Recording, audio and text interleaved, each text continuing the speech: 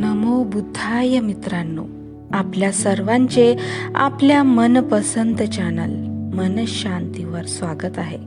आपण भारतरत्न बोधिसत्व डॉक्टर बाबासाहेब आंबेडकर लिखित भगवान बुद्ध आणि त्यांचा धम्म ह्या पवित्र ग्रंथाचे वाचन करीत आहोत. मित्रांनो, आपण कालच्या वाचनात राजा बिंबिसार यांची धम्मदीक्षा हा भाग वाचला आणि आज त्या समोरील भाग. चला तर सुरू करूया आजच्या वाचनाला. उपभाग 5, अनाथ पिंडकाची धम्मदीक्षा.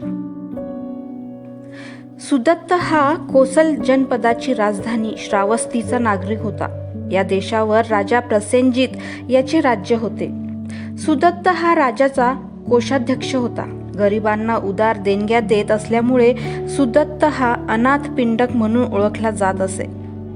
भगवान बुद्ध राजगृह येथे असताना आपल्या काही खाजगी कामानिमित्त अनाथ पिंडक तेथे आला होता.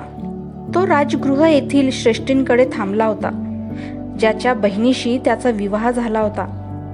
तो आला त्यावेळी श्रेष्ठींकडे भगवान बुद्ध आणि त्यांचे भिक्खू यांच्यासाठी भोजनाची एवढ्या मोठ्या प्रमाणावर तयारी चालू असल्याचे त्याला आढळले की येथे एखादा लग्न समारंभ असावा किंवा राजाला आमंत्रण देण्यात आले असावे की काय असे त्याला वाटले. वस्तुस्थिती समजल्यावर भगवान बुद्धांच्या दर्शनासाठी तो अत्यंत उत्सुक झाला आणि तथागतांना भेटण्यासाठी तो त्याच रात्री निघाला व तेथे पोहोचला. आणि तथागतांनी त्याच्या हृदयातील शुद्ध भाव त्वरितच ओळखून सांत्वनपर शब्दांनी त्यांनी त्याचे स्वागत केले. आसनस्थ झाल्यावर अनाथ पिंडकाने भगवंतांचा उपदेश ऐकण्याची इच्छा व्यक्त केली. अनाथ पिंडक म्हणाला, माझ्या आयुष्यात मला खूप कामे करावी लागतात आणि विपुल संपत्ती मिळाल्यामुळे मला अनेक गोष्टींची चिंता करावी लागते. तरीही मी माझी कामे आनंदाने करतो आणि मी त्यासाठी प्रमाद रहित राहून खूप परिश्रम करतो. माझ्या पदरी पुष्कळ नोकरचाकर आहेत आणि माझ्या उद्योगधंद्यांच्या यशावर त्यांचे जीवन अवलंबून आहे. आपले शिष्य परिव्रजेच्या सुखाची प्रशंसा करताना आणि गृहस्थ जीवनाला दोष देत असल्याचे मी ऐकले आहे. ते म्हणतात, तथागतांनी आपल्या राज्याचा आणि परंपरागत ऐश्वर्याचा त्याग केला आहे आणि सदाचरणाचा मार्ग शोधून काढला आहे. याप्रमाणे त्यांनी सबंध जगाला निर्वाणाचा मार्ग दाखविला आहे. जे न्याय असेल ते करावे आणि आपल्या बांधवांना त्यांची सेवा करून सुखी करावे याविषयी माझ्या मनाला उत्कंठा लागून राहिली आहे. म्हणून मला असे विचारायचे आहे की माझी संपत्ती, माझे घर, माझा व्यापार उद्योग यांचा मी त्याग करावा का आणि आपल्याप्रमाणे धार्मिक जीवनाचा आनंद मिळविण्यासाठी गृहहीन झाले पाहिजे का? आणि तथागत म्हणाले,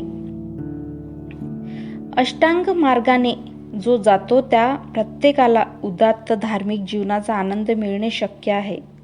जो संपत्तीला चिकटून राहतो त्याने तिचे विष स्वतःच्या मनात पेरून घेण्यापेक्षा तिचा त्याग करणे अधिक चांगले. परंतु जो संपत्तीला चिकटून राहत नाही आणि ती जवळ असून सुद्धा तिचा उपयोग जो चांगल्या तऱ्हेने करतो तो आपल्या बांधवांसाठी एक वरदान ठरतो. माझे तुम्हाला असे सांगणे आहे की तुम्ही गृहस्थ जीवनातच राहा. तुमचा जो जीवन व्यवसाय आहे त्यातच तुम्ही अप्रमादपूर्वक राहा.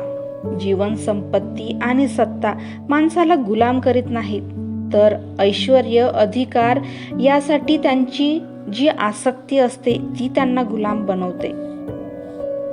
केवळ रिकामपणाचे जीवन जगण्यासाठी जो भिक्खू गृहत्याग करतो त्याचा काहीही फायदा होत नाही, कारण आळसाचे जीणे घृणास्पद होय. निष्क्रियतेचे आणि शक्तीच्या अभावाचे जीवन स्पृहणीय नसते. जोपर्यंत अंतःप्रेरणा जागृत होत नाही तोपर्यंत तथागताचा धम्म कोणाही माणसाने गृहहीन व्हावे किंवा संसार त्याग करावा असे सांगत नाही. माणसाने स्वार्थाच्या भ्रमातून मुक्त व्हावे, काम, भोग इत्यादी सुखोपभोगाच्या तृष्णेचा त्याग करावा आणि सदाचरणाचे जीवन जगावे असे तथागताचा धम्म सांगतो. आणि लोक काहीही करो, कारागीर, व्यापारी किंवा राज्याचे अधिकारी म्हणून काम करोत किंवा संसार त्याग करून धार्मिक चिंतनात आयुष्य घालोत, त्यांनी आपले अंतःकरण त्यात ओतले पाहिजे. त्यांनी मेहनती आणि उत्साही असले पाहिजे. आणि जर ते पाण्यात वाढणाऱ्या परंतु पाण्याचा स्पर्श न होणाऱ्या कमळाप्रमाणे राहतील, जीवन संघर्षात कोणाचाही द्वेष किंवा हेवा करीत नसतील आणि या जगात ते स्वार्थाचे नव्हे तर परमार्थाचे जीवन जगत असतील, तर आनंद, शांती, समाधान ही खात्रीने त्यांच्या मनात वास करतील, यात काहीही शंका नाही. अनाथ पिंडकाला जाणवले की सत्याचे हे दर्शन सर्वोत्कृष्ट आहे, साधे आहे आणि शहाणपणाचे आहे. त्याची तथागतांच्या सद्धम्मात प्रगाढ आस्था झाली. त्याने हळूहळू भगवान बुद्धांच्या चरणाशी मस्तक नमविले आणि हात जोडून त्यांना उपासकाच्या दीक्षेची विनंती केली. मित्रांनो, आजचे वाचन आज आपण इथेच थांबवूया. धन्यवाद.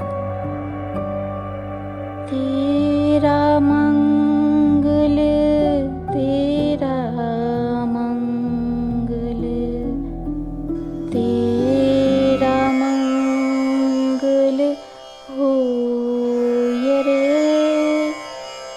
सबका मंगल, सबका मंगल, सबका मंगल